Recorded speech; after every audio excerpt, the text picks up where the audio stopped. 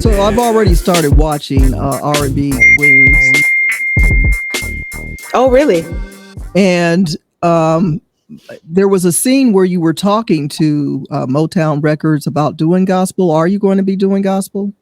Yes, this album is an inspirational album. Is okay. The invitation, a conversation with God, and all I'm doing is inviting people into that space where I've had those conversations, whether it be, I'm asking God, why am I going through this, or are you going to turn this around? So I've actually had conversations, but I'm inviting people into that world of that conversation that I've had to kind of evoke them to have a conversation on their own, to normalize talking to God, because so many times we wait until something happens and it's like, oh my God, now but just every day you can have that conversation, whether it's good or bad, and I found out that he's my best friend. I can't tell people all of my problems because they come back, like I said, and they always try to kind of throw it in your face. Like, I thought you were this, or, so I've learned that just having that one-on-one time with God has helped me throughout this process of filming as well.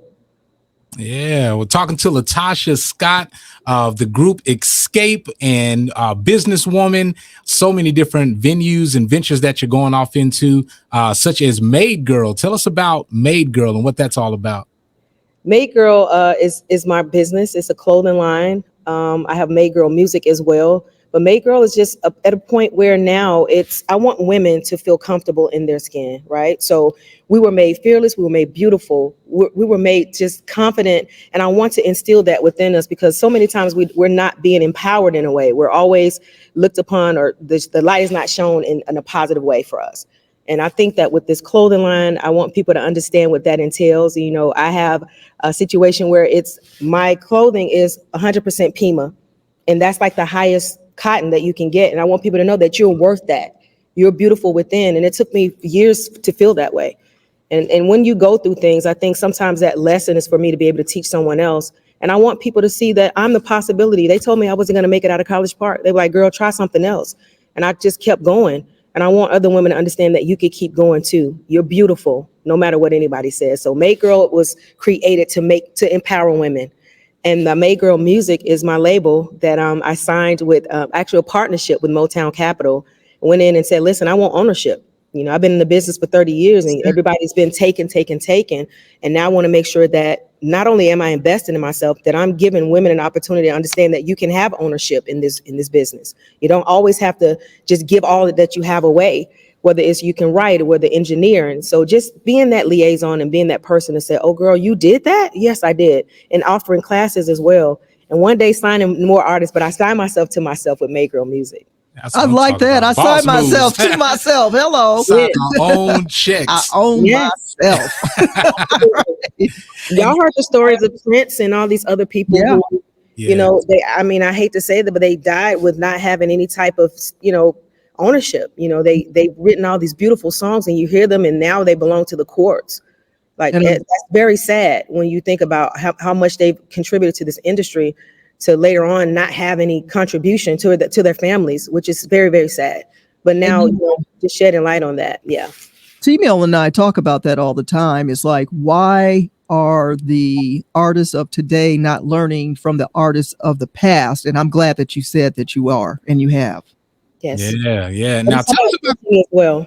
Mm-hmm. Now, tell us about this cookbook now. What's in this cookbook? I said she's got a cookbook. Are there, buffalo wings in this cookbook? We got some steak in this cookbook, some options, and what's happening in this cookbook? Well, it's a plant-based cookbook because I live a plant-based lifestyle. And so many people, when we were in concert, were like, Tasha, how did you lose the weight? Girl, tell me all the secrets. And so I was trying to tell everybody like fast-paced, like a crash course. And I'm like, I can't tell everybody at the same time. So when COVID hit, I kept asking, I asked God, it's like, I still want to walk in my purpose. I can't sing any, at that time we couldn't go out and do the tours. I'm like, what am I supposed to do? And he put that in my heart. Like, you remember all those people you were trying to help that's still walking in your purpose. So I took to the cookbook, wrote about my life and the things that I had experienced in the industry and the things that my grandmother instilled within me, how we used to go in the garden and pick up the peas and pop them and sit in the kitchen and talk. And that's something that I wanted us to get back to. And I just created the cookbook, Latosha's Planet Lifestyle. And so it's just been a wonderful thing. You know, once I heard that my dad had diabetes, I'm like, this is the time that I really need to be more conscious of what I put in my body. And then also allow other people to understand that we all have to think about what we're putting in our bodies every single day, because it affects the mind, the body, and the spirit. So how can we get our hands on the cookbook? Where will we find that cookbook? The cookbook is on LatochaLifestyle.com, and then also on Amazon. LatochaLifestyle.com or MadeGirl.com. So you sound very busy, because you are, okay, and you're working on new products. You've got new music. Are you still recording with Xscape? The girls, they don't want to do music right now. Okay.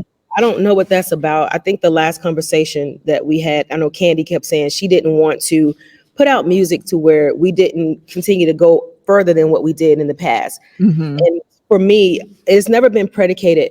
I mean, music has never been predicated off of album sales, not to me. To her, it's that way. To me, I just feel like this is just something, if you love to do it, do it. And then who knows what can happen. You know, Right. People will buy the music. But she didn't want to do music anymore. And as far as the group, you know, when you don't have all four of us, you know, I don't want to slight the fans. So I said, listen, I still want to do music. I still want to sing. I think that God has given us a gift, and it shouldn't be caged. It's supposed to be given. The gifts are not supposed to be held on to. It's supposed to be shared. So with that being said, I took to music. I mean, I can't, just because she doesn't want to do it doesn't mean I don't want to do it. So I'm doing music.